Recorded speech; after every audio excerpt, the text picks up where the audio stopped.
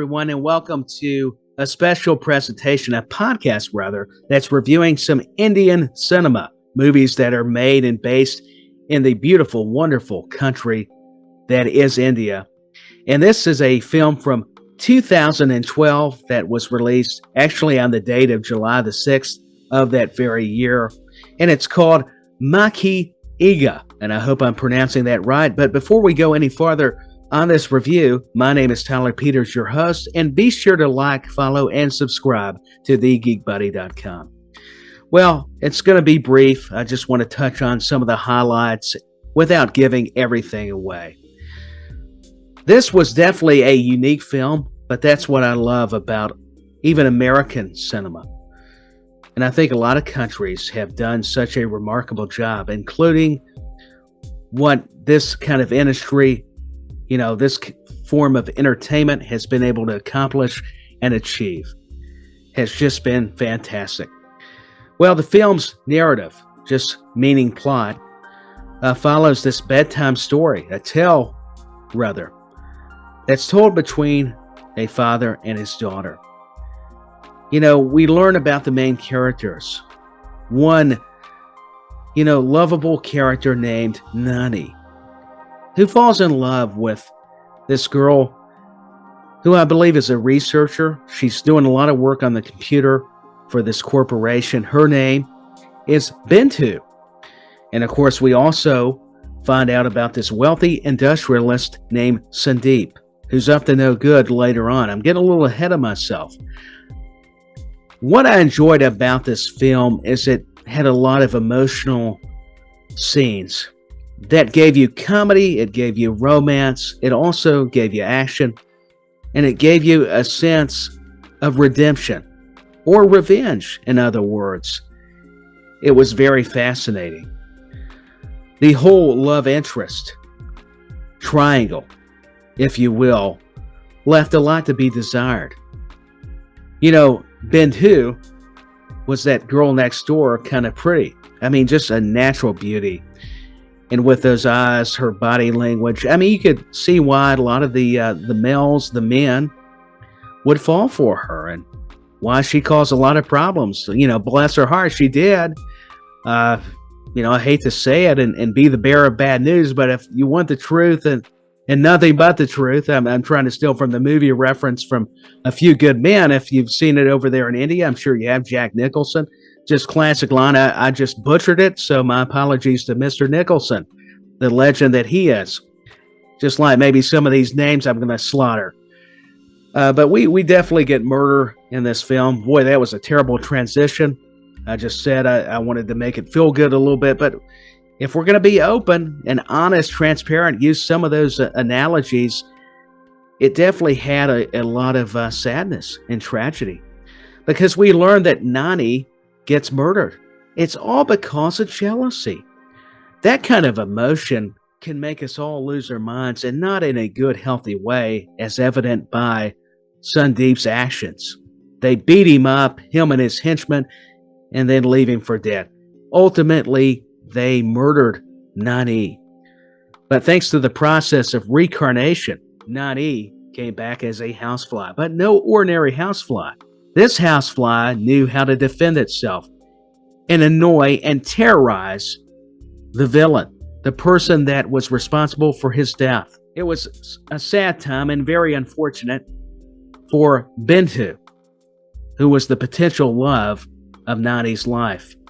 But now Sudeep wanted to replace that role and step in, now that he was out of the way, the potential competition that was Nani. So it was a spiritual, not animal, but bug, insect, that would cause a lot of havoc and terror for his enemies and anybody that would come against the beautiful, lovely, and innocent Bintu. You don't mess with a man's girl. And that could be a fly's woman.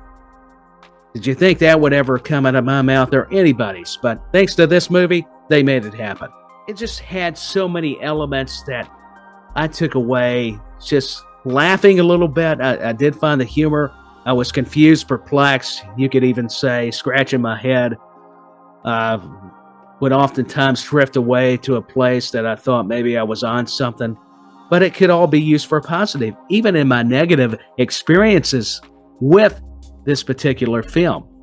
That's the thing. The negatives were turned into positives, depending on certain scenes throughout the movie.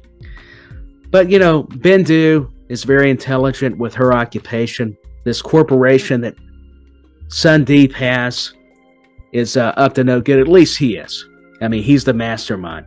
And then Nani's back as the fly. He's causing him to come out naked, embarrassing him in front of his peers, his fellow co-workers, or other evil people. It's all very humorous. Sudeep's bearing it all, and I'm glad they bleeped it out. I didn't want to see it, even if he is in shape. It's too much. There's where a little of the comedy comes in, because we got to give it a little more feel-good and lightheartedness, knowing that Nani got murdered. Yeah, gee, thanks, buddy. But it's all part of the movie plot. But to think flies, let me say it plurally, with the S added there, insert the extra, member of the alphabet there.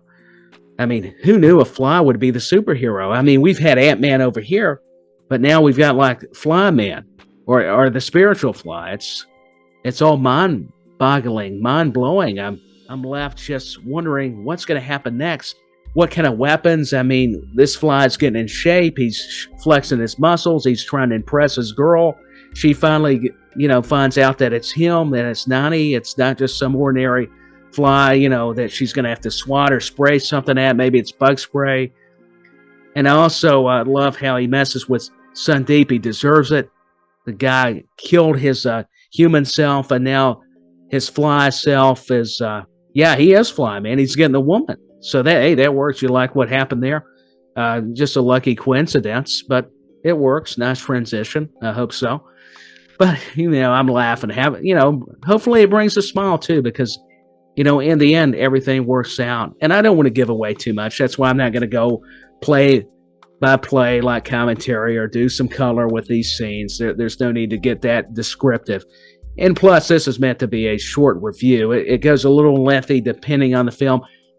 That was my only, more than my only kind of downfall to the movie, as it was long. I mean, it was a marathon just to get to the point. But in a way, I understood that because the way the storyline, the whole plot, the narrative, as I aforementioned before previously, you had to give this a lot more of the allotted time to be able to get the points home to the viewers when you're watching the film.